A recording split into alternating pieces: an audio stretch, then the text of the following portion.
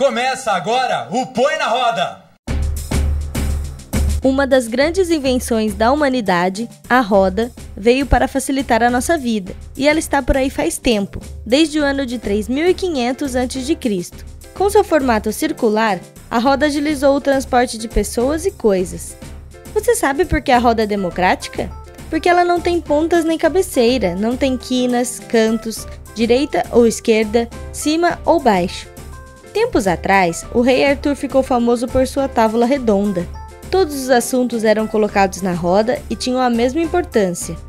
Dizem que a mesa da Santa Ceia também era redonda e não retangular.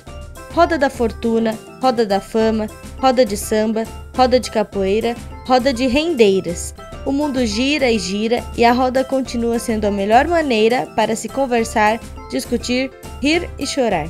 Atualmente, a expressão "põe na roda" é muito utilizada pelos jovens. Significa compartilhar e discutir os mais diversos assuntos, trocar ideias, problemas e dúvidas coletivamente, de igual para igual.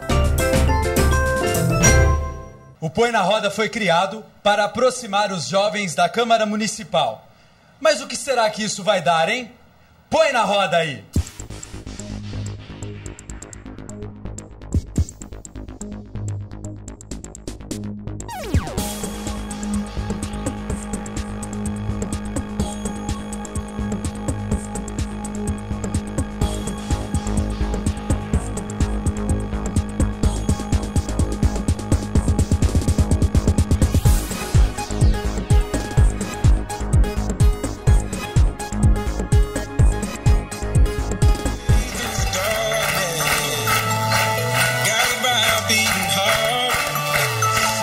Todos bem-vindos ao Põe na Roda, a primeira edição desse programa que tem o objetivo de aproximar os jovens da política aqui no município de Limeira.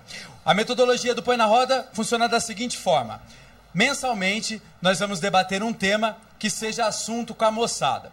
O primeiro tema do programa de estreia não poderia ser diferente. Nós vamos falar sobre os jovens e a política. Será que os jovens estão conscientes da importância da sua participação junto aos debates políticos? É isso que a gente busca definir hoje no programa Põe na Roda. Você que está em casa pode e deve participar pelas redes sociais. Nosso Facebook é www.facebook.com/Câmara Limeira. O nosso Twitter é @Câmara de Limeira. Se preferir, envie sua mensagem no põenarroda@câmaralimeira.sp.gov.br. Você deve sugerir, você deve criticar e deve opinar também sobre o tema que nós estamos trazendo aqui hoje. Na nossa próxima edição do Põe na Roda, nós vamos destacar algumas das postagens, alguns dos tweets que chegaram pra gente. E eu quero agradecer essa galera bacana que topou estar com a gente hoje no programa Põe na Roda. Os alunos da Escola Pandora!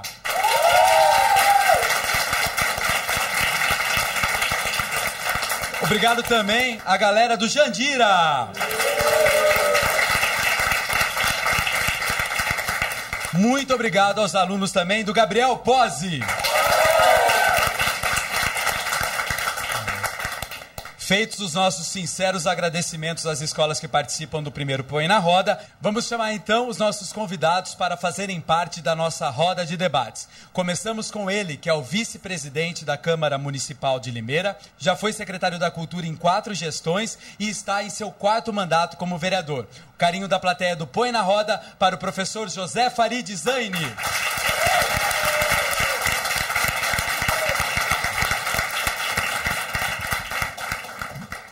Convidamos agora ele que é doutor em filosofia e professor da Unicamp, Mauro Simões.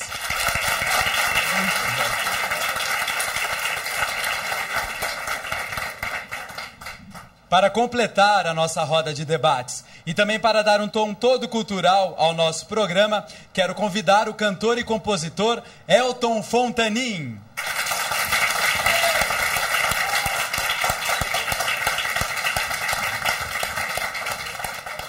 Fechada a nossa roda, então, agora nós vamos começar o debate sobre o nosso tema, que é os jovens e a política. E para iniciarmos, eu chamo uma reportagem especial feita sobre o tema com o repórter Felipe Souza. Felipe, põe na roda.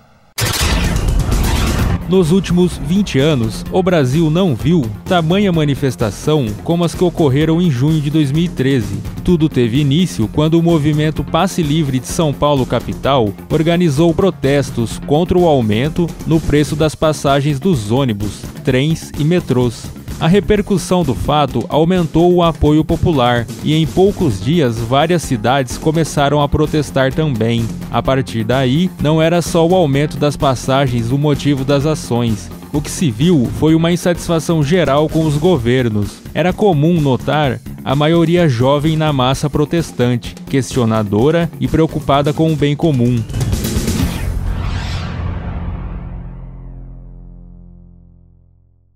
Olá, para você que está aí acompanhando o Põe na Roda, estamos aqui nas ruas de Limeira para saber a opinião dos jovens sobre o assunto que está sendo debatido aí no programa. Vamos ver? Põe na Roda.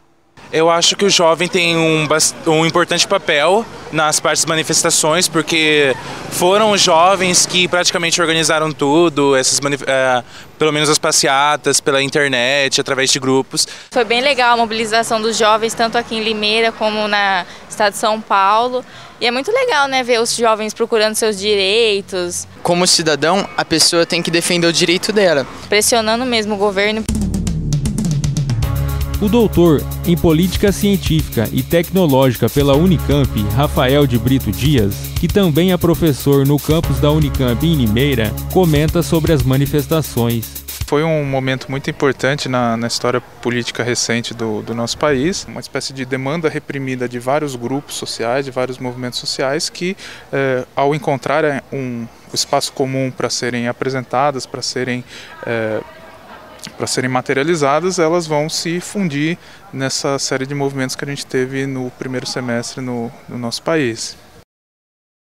Farid, como a gente pôde conferir na reportagem, os jovens parecem estar mais atentos da importância da sua participação na política. Você concorda com isso? Eu concordo, naturalmente, os jovens têm uma participação muito importante na política. Esse movimento que aconteceu em junho, eu acho que está indelevelmente marcado na história, né? Não sei as consequências desse movimento, quais serão, mas marcou definitivamente a história recente do Brasil. O Brasil ir para as ruas, principalmente carregado pelos jovens. Então, considero da maior importância. Aqui tem vários jovens, né, do Pandora, da Escola Gabriel Pozzi e da Escola Jandira. E o Gabriel Pozzi, eu fui professor do Gabriel Pozzi, e lá eu fiz um movimento do qual você participou com os jovens, chamava-se Posição. Posição, são de sadio, um S, e também um trocadilho com posição. Já faz bastante tempo, viu, gente? Então era um movimento... não faz tanto tempo assim, Farid, eu participei há pouco. Bom, é verdade. Então eu só quis dar esse exemplo, porque aqui tem jovens da Escola Gabriel Pozzi, e da importância de não parecer que é uma coisa que aconteceu agora apenas, né? Mas aconteceu de uma forma muito contundente esse movimento dos jovens, mostrando a insatisfação com a política, a insatisfação com tudo, enfim, e mostrando que o jovem é capaz de fazer quando ele sai à rua, né? Quando ele fala o que tem vontade de falar. Farid, você tem um trabalho muito ligado à área da cultura também da nossa cidade, né? E esse pessoal que curte cultura, você acha que também tem participado mais dessas atividades?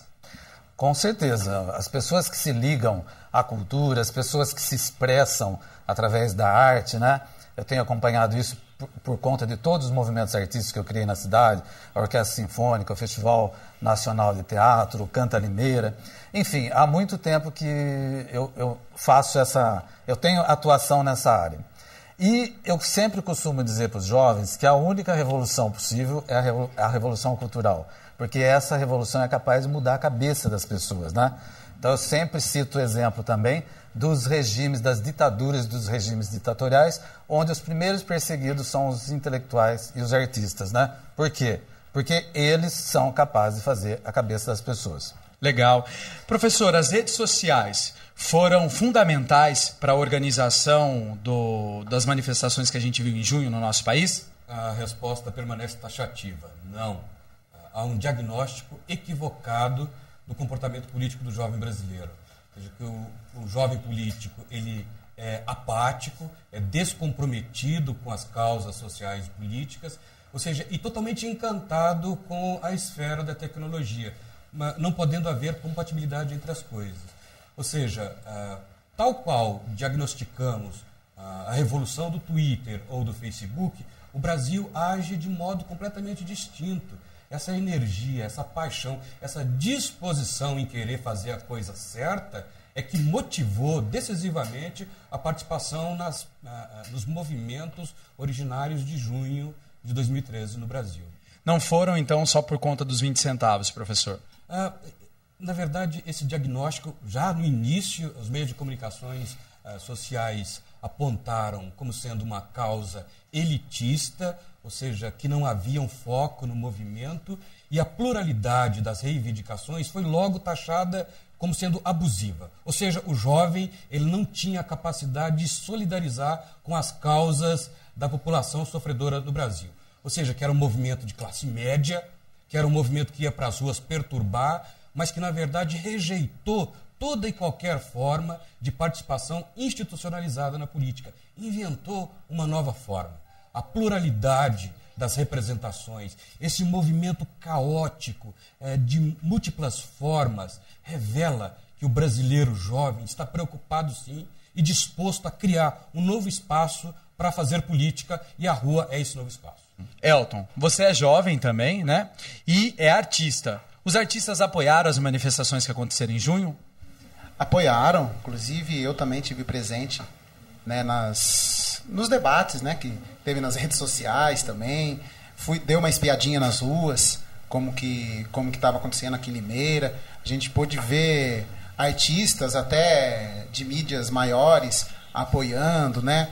Pessoas, compositores, cantores sempre saindo nas ruas, para também os artistas, como o Felipe falou, que sempre, os compositores, né, teve sempre essa persuasão, né, nos jovens e tal, e os artistas saindo para a rua também motiva os jovens, né, anônimos, vamos dizer assim, para que saiam na rua e reivindique, né, os problemas.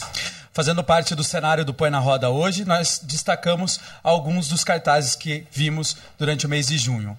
Ideias são a prova de balas, tem tanta coisa errada que nem cabe num cartaz, desculpe o transtorno, mas estamos mudando o Brasil, o gigante acordou, país mudo não muda, verás que um filho teu não foge à luta, procura-se um governo honesto e muda Brasil. Foram algumas das frases que nós mais conferimos nos cartazes.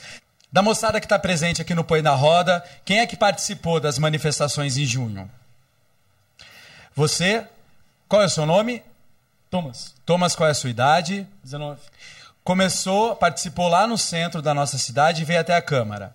Na realidade a gente saiu da rodoviária, né? A gente andou até o centro, a gente parou na prefeitura, daí depois a gente decidiu, todo mundo, uma decisão meio coletiva, e dirigir todo mundo para a Câmara Municipal. Eu acho que foi por causa que é um símbolo a Câmara Municipal para as pessoas exporem suas ideias e principalmente para poder querer ter alguma voz de fato para poder falar alguma coisa. Thomas, agora seja sincero para mim. Primeira vez que você veio à Câmara foi naquela manifestação? Sinceramente, sim.